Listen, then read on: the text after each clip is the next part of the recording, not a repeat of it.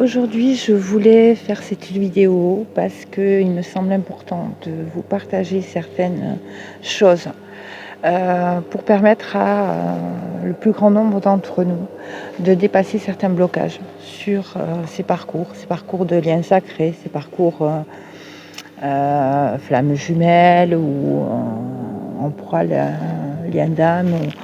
Vous y mettrez le nom que vous voulez. Hein.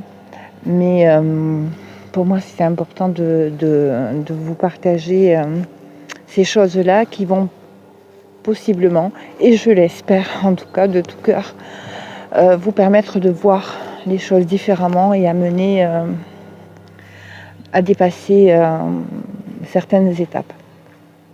Comme je l'ai expliqué dans d'autres vidéos sur le parcours, l'âme à des étapes à franchir successives qui lui permettent d'évoluer, d'ascensionner, de passer à des niveaux supérieurs, comme nous ici avec des plans de conscience. Et je vous avais partagé donc le moment où c'est qu'elle a atteint une certaine élévation, où il va y avoir ce moment, la fusion. Sauf que on entend bien souvent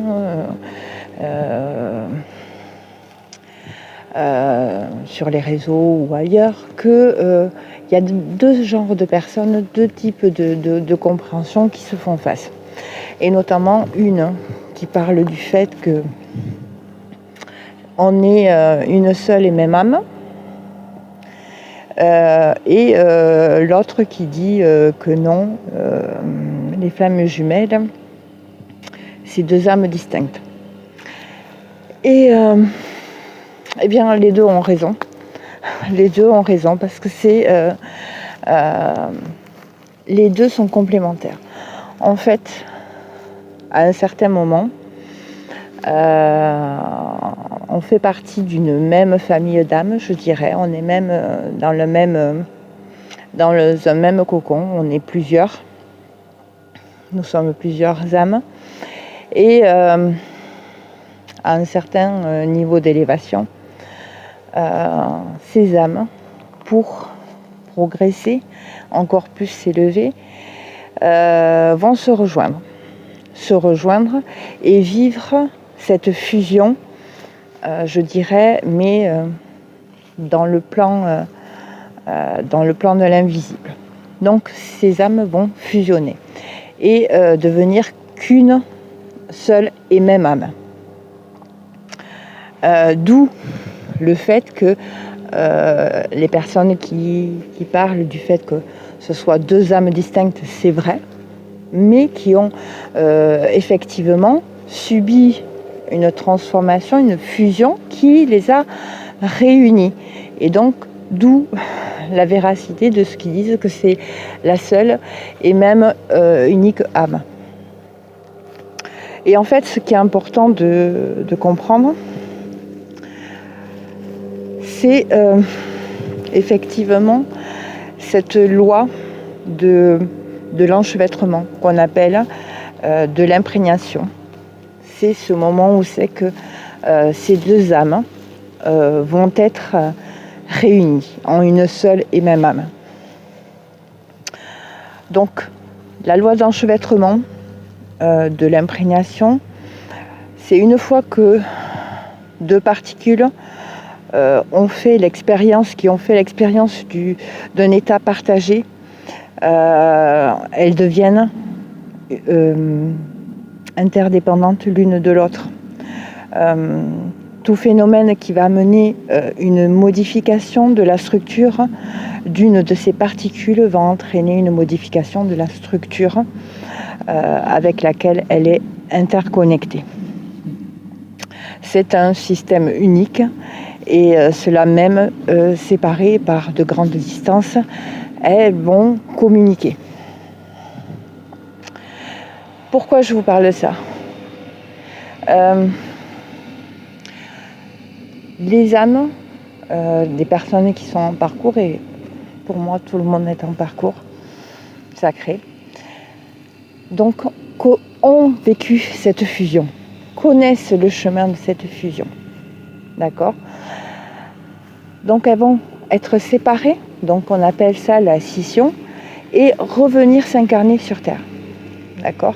Chacune, l'une de part et d'autre, et va faire des expériences de vie en lien avec ce qu'elles sont venues expérimenter.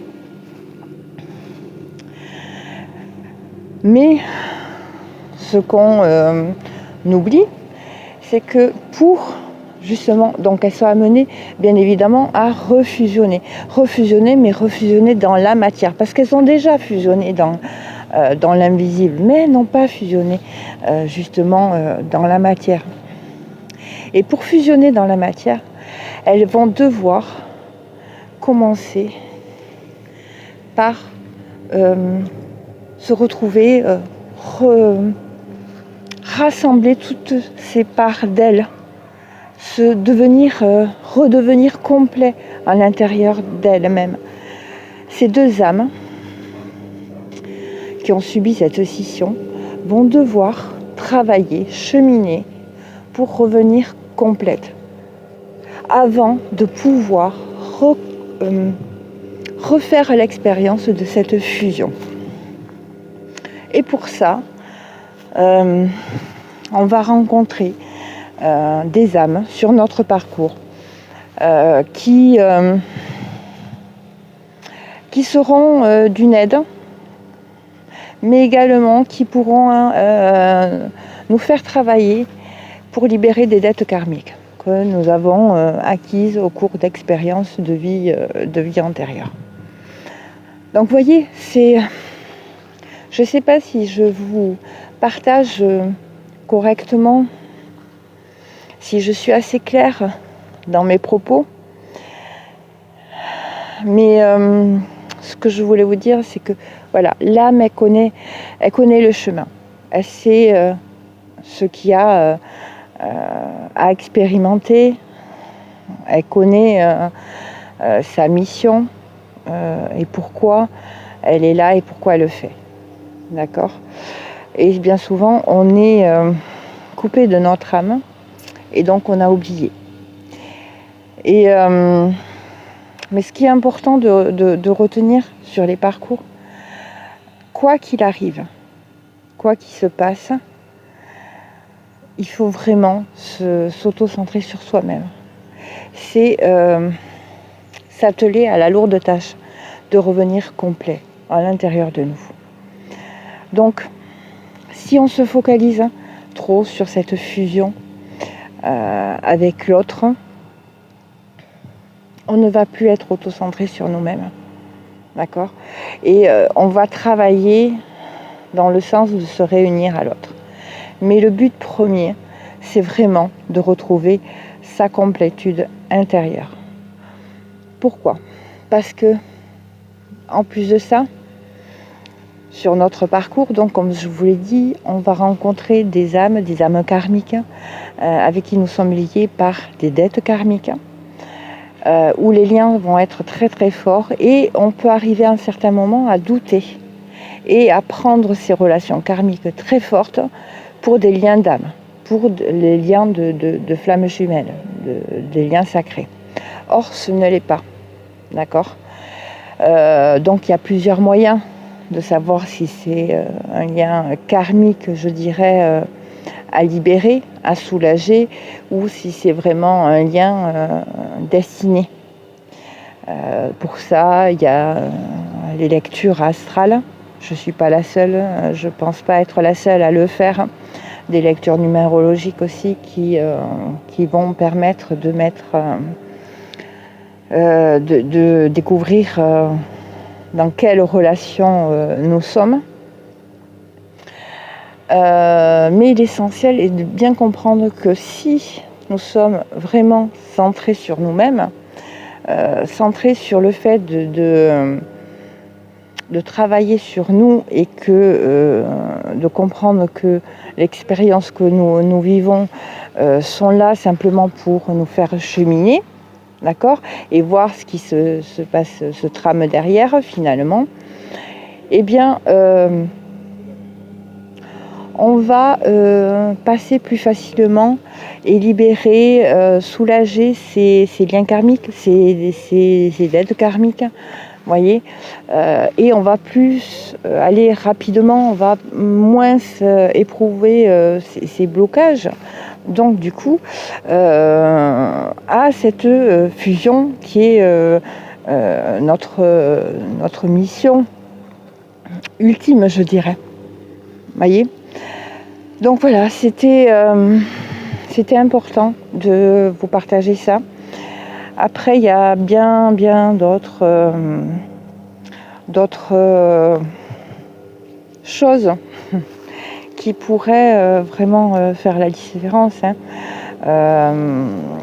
Donc comme je vous l'ai dit, c'est important de comprendre aussi, également, je reviens dessus, le fait que nous avons cette connexion d'interdépendance. C'est-à-dire que chaque fois que vous, qui êtes le premier cheminant ou la première cheminante, vous allez libérer des choses, en fait, ça va impacter automatiquement l'âme avec qui vous êtes lié. Vous êtes interconnectés, vous pouvez être à des millions de kilomètres séparés par je ne sais pas quoi. Ça va agir aussi, d'accord ? Donc, vous n'avez, je dirais, entre guillemets, pas besoin de l'autre, d'accord ? D'être en contact avec l'autre pour faire évoluer votre lien, pour amener sur ce retour. Le simple fait de travailler sur vous, de vous auto-centrer sur vous-même, de libérer les choses que vous avez à libérer, va permettre justement d'amener cette réunion et aller vers cette fusion. En écoutant son âme, bien évidemment, parce qu'elle connaît son chemin. Elle connaît le chemin. Elle a déjà vécu cette fusion. Donc, elle sait. Donc voilà.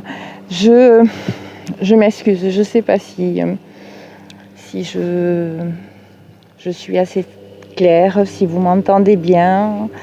Voilà. Il faut savoir aussi qu'il y a un phénomène, c'est que d'attraction, ce phénomène qu'on retrouve d'attraction, vous voyez, en fait il est dû, je dirais, à un désir très profond qu'on a profondément, ce désir de se reconnecter avec ce bonheur qu'on a pu connaître justement en état de lumière, je dirais, en état de quand nous étions une âme et sur des plans bien supérieurs aux nôtres, voyez. Donc, le fait d'éprouver ce désir très profond de se reconnecter à ce bonheur, à cette béatitude, je dirais, mais voilà, cet état d'être en particulier va vraiment nous pousser à chaque fois à aller de l'avant, à aller, voyez, même si on a envie de lâcher parfois, voyez, qu'on en a marre, qu'on n'en peut plus de travailler, qu'il nous semble qu'on a travaillé, on a passé notre temps à travailler et malgré tout il faut encore travailler. Eh bien, c'est ce désir profond de retrouver justement cette part-là qui va nous permettre de nous reconnecter à cet état d'être. Vous voyez,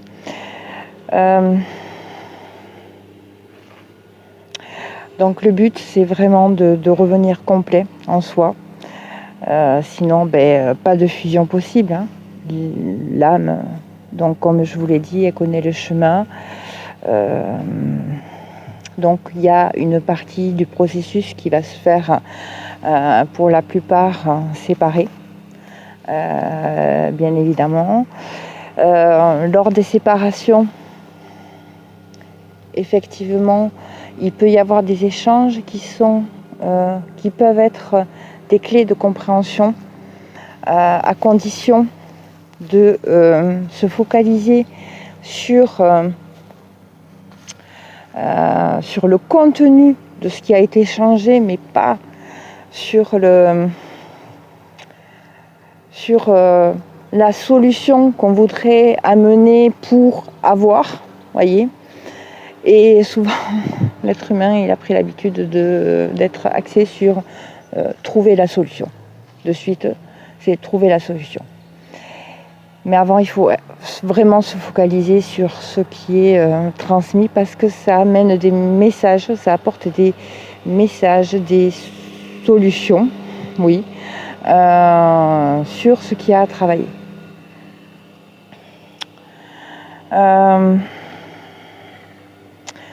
Bien évidemment, comme je vous l'ai dit, il y a un risque de se perdre dans les relations karmiques si vraiment on est axé sur absolument retrouver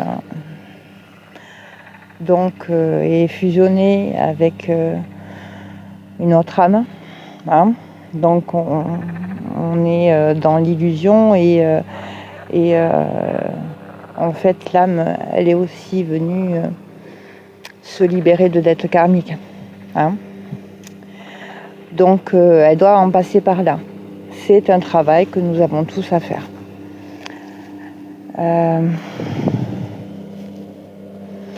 Qu'est-ce que je pouvais vous dire ?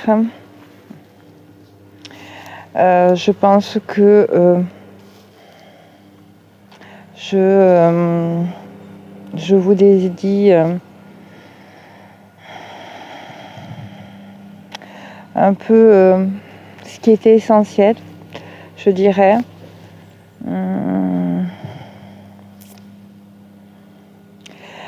Oui, il y a un autre point quand même que je voudrais aborder avec vous. C'est souvent on entend et on a le truc d'aller envoyer un message à notre autre et puis on se dit mais il ne me répond pas, il m'ignore, ou etc. Ou alors il me répond mais il m'envoie des pics. Mais en fait ces pics-là, regardez-les bien. Regardez où c'est que ça vous touche, parce qu'en fait c'est une information sur ce qui est souffrant en vous. Et vous, vous n'en avez peut-être pas conscience, mais vous lui envoyez des choses justement qui vont le blesser, qui vont le piquer. Vous n'en avez pas conscience, donc souvent lui réagit en vous renvoyant un pic. Donc ça peut faire mal, hein, forcément, parce qu'on touche à des parts blessées. Mais donc ce qui est important, c'est de voir, d'analyser ce qui se passe réellement dessous tout ça. S'il ne vous répond pas, est-ce que vous êtes dites ou dit, posez la question, je dirais, de savoir si ce que vous avez envoyé était aligné. Quelle est l'intention qui se cachait derrière ? Est-ce que c'est pas une de vos blessures qui s'exprimait ? Bien souvent c'est comme ça. C'est pour ça qu'il ne répond pas.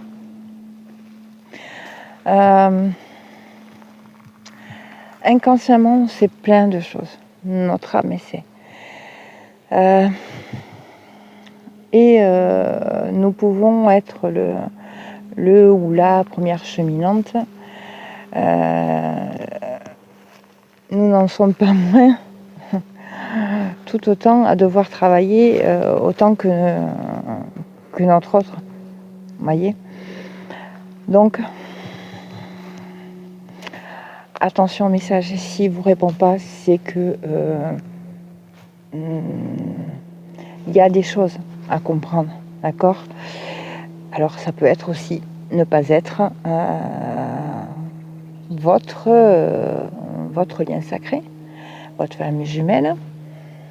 Ça peut être un lien karmique, auquel cas il y a un soulagement et il y a des choses à faire.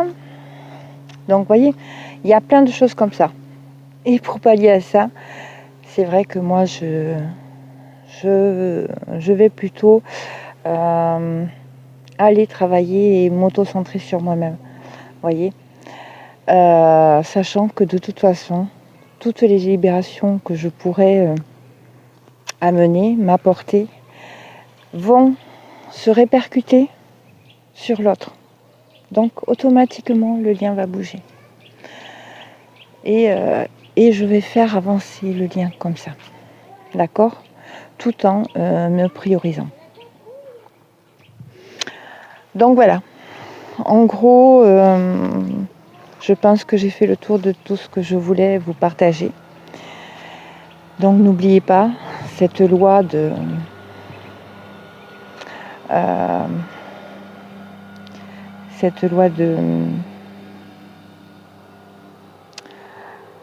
excusez-moi, j'ai un blanc, de l'enchevêtrement, hein, de l'imprégnation, ce processus du fait d'avoir déjà connu cette fusion dans l'invisible est une notion importante. Vous êtes à la fois deux âmes distinctes qui ont connu donc ce processus de fusion, qui ont connu cette fusion, qui ont été donc séparées par cette scission et se sont incarnés pour se retrouver, mais cette fois-ci dans la matière et fusionner au niveau de la matière. Donc voilà, ça c'est la notion qui est important de retenir et qui, j'espère, va vous donner, vous apporter une autre dimension à ce parcours et à tout comment ça se passe et les raisons de pourquoi, le comment. Pour vous aider, vous avez toujours la lecture numérologique qui peut vous apporter des informations sur les liens, vos dettes karmiques, donc ce que vous avez dépassé, ce qui a dépassé encore à nettoyer, à soulager, qui va de pair avec une lecture astrale qui amène d'autres informations, qui peut aussi apporter donc confirmation du lien ou pas. Qu'est-ce que je peux vous dire d'autre ? Donc il y a ça. Je voulais vous parler d'autre chose, mais je me le suis mangé. Peut-être que ça va revenir.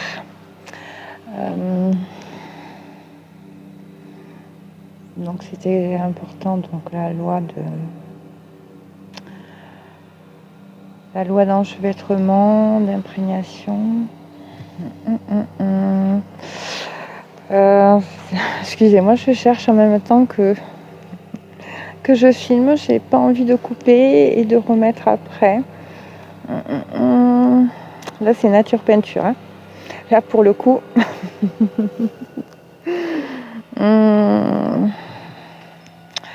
Ouais, non, ça ne revient pas, donc... Ah si, ça y est. Oui. Je voulais parler d'un petit détail qui a son importance. Est-ce que vous avez dû entendre que la Terre avait des vibrations en constante hausse depuis quelques années maintenant. Et le lien qu'on parle de plus en plus de ces liens d'âme qui se réunissent et qui vont alors amener des vibrations très très hautes. En fait, pour moi, tout est lié. Hein. Tout est lié. Et je pense que effectivement, d'ici, moi j'ai pu voir par rapport à la numérologie, 2028 donc est une année où c'est il va y avoir une ouverture de conscience de masse, où c'est qu'on parle souvent de voile entre l'invisible et le visible, où c'est que ce voile-là, il est en train justement de se dissiper petit à petit. Et notamment, on le voit avec les personnes qui sont de plus en plus connectées, qui peuvent justement capter, voir, percevoir les énergies, certaines entités, certaines choses. Donc, vous voyez, ces hausses vibratoires permettent justement de dissiper ce voile entre ces deux mondes, à rééquilibrer ces plans-là, ces plans énergétiques,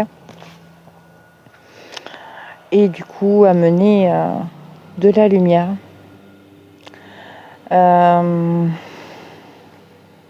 Après, voilà, il y aurait tellement de choses que je voudrais vous partager, de compréhension, ce que je ferai petit à petit.